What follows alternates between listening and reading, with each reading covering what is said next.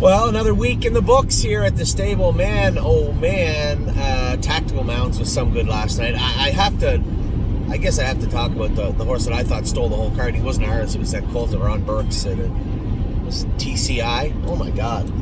Made a break at the gate. And Amy had said, going to the gate, she said he's throwing his head an awful lot, over in the turn. And sure enough, threw his head, made a break. But then it's so hard for a 2-year-old to settle and then come back and circle the field. It's an incredibly difficult thing to do, and he beat the best horses around doing it. It was quite something to watch. I mean, obviously, all our eyes were peeled earlier in the card on Tactical Mounts, and I thought she raced absolutely fantastic. What a great mile from that filly! She just showed so much grit and determination to get her work done. And the Bond and James's filly, the Bax horse, two killers in the division across the board, right? Bond was and is, I guess, for all intents and purposes, the best filly in the division, I would say. And when it comes to, what's James's filly's name? Do you remember? Bax's horse? Righteous Resolve. Is that it? My God, she raced good. What a nice filly. Yeah, I thought she was a winner for a second. James had a great night. Was mere a head and a half a length and a length from having an incredible James-like night. The good colt to Casey's raced great to be second. And then his horse, Hasty Bid, was awesome also. Third, trotted 52, 51 apiece, whatever he trotted, and just raced like a monster. But when it comes to the stable, very proud of Tactical Mounts. Happy with lunch last night. A little disappointed. I thought the Dragon horse was maybe a hair flat last night. James said he lost a shoe, but I don't know if you can blame it on a shoe. He just said, he just felt a little flat. And the other thing is, that class is usually a good class for a 4-year-old like that. But when it comes to 3-year-old gold colts and really talented deep 3-year-old sophomores, that's a different thing. We have to remember where we got Series Dragon. He was coming out of a 25 or 30 condition claimer at Scioto. Those horses are not condition claimers at all. And it was a tough bunch last night. So do we hide him away in different classes till that? And that class will soften up. Do we hide him away for a little bit in there?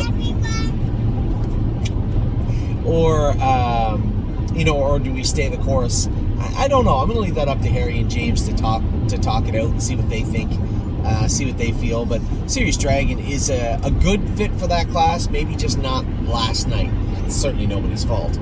So, happy with the way things went yesterday, man. It was pretty hard not to be happy with the way Jug Week went. I had a ton of people come up and say, man, you guys had a great Jug Week. I guess we've got to the point where I take it all in stride, where I just assumed that our horses were in the right classes, would do well.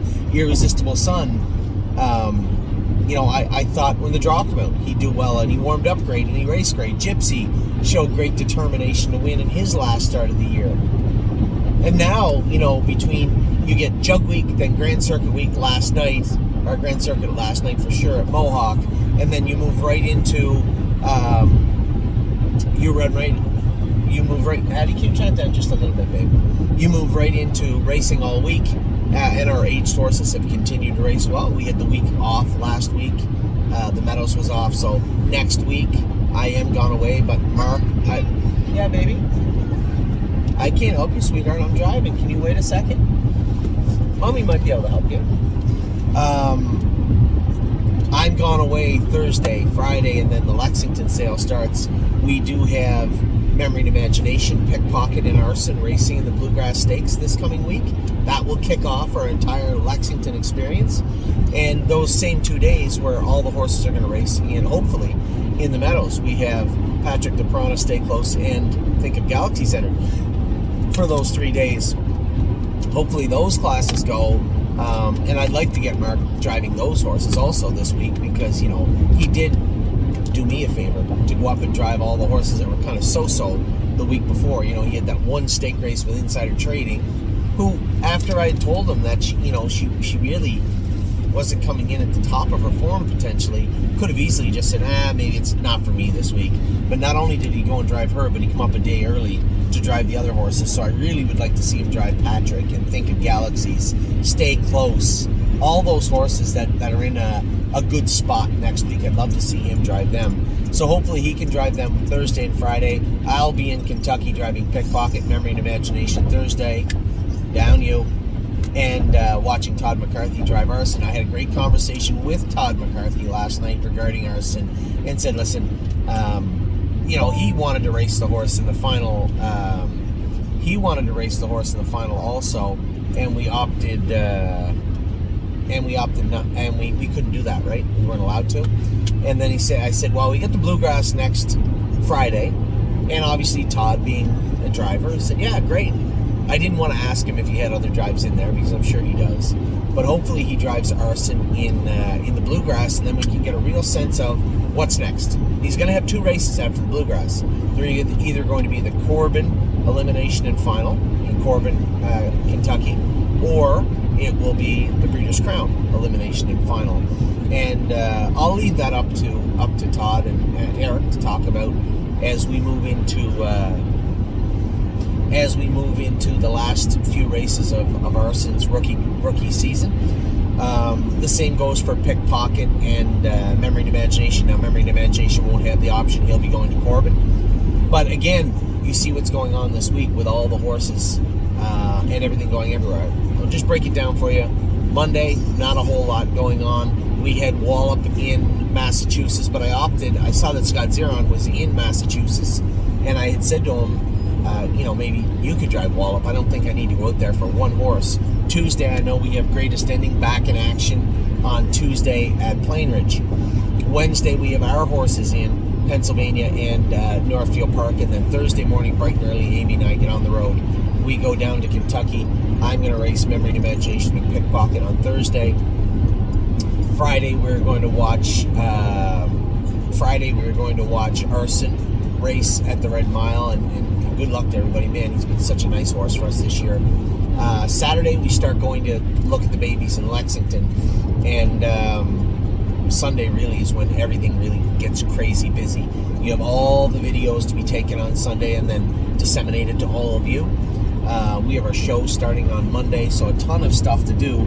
But man, just very, very happy and proud of the summer, the season, the year, the month, the week that we've had up to date. It's just been such a roller coaster. I had said to one of our clients last night, I'd sat down quickly with Elliot in Mohawk, and Daniel and Sandy and Amy and I and a number of other clients in the clubhouse, and I had said to, I believe it was Elliot, I'd said,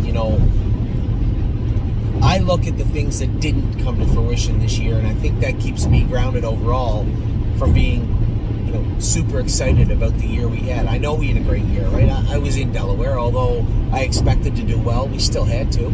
Irresistible Sun took a new lifetime mark. Gypsy Hill ended off his year with a bang. Sweeney made his way into the final also next week. Prince Charmer raced great. He's going to make the consolation.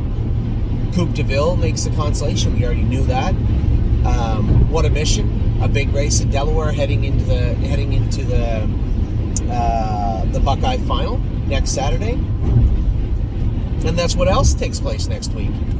Thursday, Friday, Kentucky. Saturday morning, looking at babies, and then Amy and I head up to Dayton. We have 4 horses in the Buckeye Finals. Sweeney and Irresistible Sun are going to race against one another. I believe James is in town, and if he's not, definitely Scotty is there. We also have Mission is in the consolation final, so that's Mission, Irresistible Sun, Sweeney. Who's the 4th one? No. There's another horse. Oh, Smoking Hot Irish Girl is in the Buckeye final also. And then the following week we have Prince and Fancy is in the consolation also. So just so much going on, and it all really revolves around, a lot of the space in my head right now is being taken up by the Lexington sale coming in. I appreciate all the emails I got from people asking about the buckets. We have had some chunks taken up that I'm going to start moving around over the next few days. Now, we're not getting to 0 by Monday, you can be sure of that, but we are going to take up some rather large swaths of larger chunks of the buckets will be departing over the next few days, and I truly appreciate everybody's involvement and everybody and everybody being a part of what we're trying to do in Lexington this year. We had a great sale in Ohio. Had all the horses broke now and jogging. Sent you guys emails and videos on most of them. Very, very happy with what we did in Ohio. And now as we head to Lexington, really excited. One, about the way the horses are racing, and most importantly, about what potentially awaits for us at Lexington. The coolest thing that I get out of Lexington is trying to figure out where the cracks are going to be, right?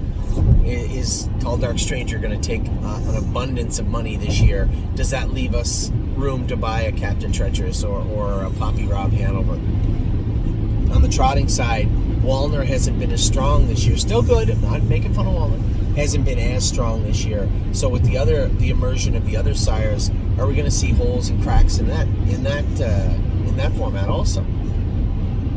There's just so much. The storylines of Lexington get written so quickly. You really have to be on your toes, and that is the most exciting thing for me when it comes to the Lexington Select Sale, or for that matter, any sale. So really happy with the way things are going. We get the Bluegrass next week.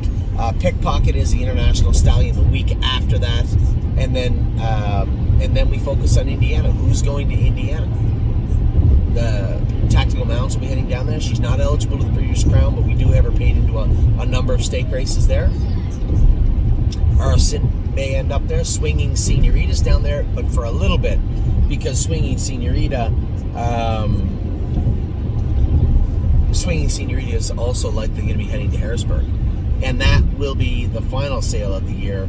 The mixed portion of the Harrisburg sale is important for us. We're likely to have, I'm probably going to forget a few, so just bear with me. Swinging Senorita will likely be in there. Horn Player will likely be in there. Cutie Cumber will likely be in there. Any of those horses that are big, shiny horses that will draw some attention will likely find their way into a more visible on-site format like the Harrisburg mixed sale. So that's what's coming up there. But before then and during then, at the same time, I should say, we also have the Breeders' Crown coming up, and we have potentially Arson in that. That will be exciting for us also. So much went on this week. Everything just seems like a blur this time of year. It just seems like yesterday that we were qualifying all these babies, and now some of them are done their season, some of them are winding down their season. But every set of eyeballs will soon be focused on, truthfully for us, the Lexington Select Sale. So a lot coming up in the very, very near future, and it is about to get pretty crazy this week between racing in Lexington, looking at babies, bringing the videos to you, and then in turn purchasing some horses from the Lexington Select Sale. So with that, a much shorter, abbreviated opening this week. Not as much to talk about, I guess, with the Meadows being down. Not as much to talk about with a few of our horses getting ready for next week. But obviously, most of the discussions over the next week will be centered around what we will be doing at the Lexington Select Sale. And that leads me to my parting notes, which will be, for those of you who do want to get involved, please feel free to buy the buckets. There's a ton of them left, the shares of the buckets right now. I would like to change that. Certainly don't want to put anybody in an awkward position or a stressful position. But at the same time, for those of you out there that are thinking of getting involved in Lexington, reach out, let me know, or grab shares of the buckets, because as I said, there will be chunks of those moving over the next day or two. That truck has literally been there for 8 months. That gray truck, every time I go by, for sale. For sale? Yeah, it's for sale. It's been there literally since we started going on this road. So with that, I'm going to let you go. I hope you guys had a wonderful week and a wonderful weekend. Great job by everybody. I know sometimes it goes, I feel, it's easy to say, oh, it goes without saying, but it really does need said sometimes. The job that Scott Zeron and Megan have done with their horses in New Jersey, particularly Megan, puts in the hard work. Scotty sits on there and uses his brain and puts our horses in a good spot. A great job by him all year. Congratulations, and Little Brown Jug. And Harry, and Dominic, and Jason, and Mario, and everybody that works for us, Stacy, and even, Ronnie, certainly, first and second in the Mohawk Millions last night. That's a pretty good night. Just hauled $750,000 out one race. My God. Anyway, it's been a great ride. I hope to continue it. I appreciate all the confidence everybody has shown in participating in Ohio and hopefully participating in Lexington. We will do, as we always do, the best job we can. It should be a lot of fun. And if you can come to Lexington, please do so. That is one of the best weeks in the entire calendar year. So with that, I'll let you go. I hope you guys have a wonderful week ahead. We'll talk to you all many times this week coming. Take care.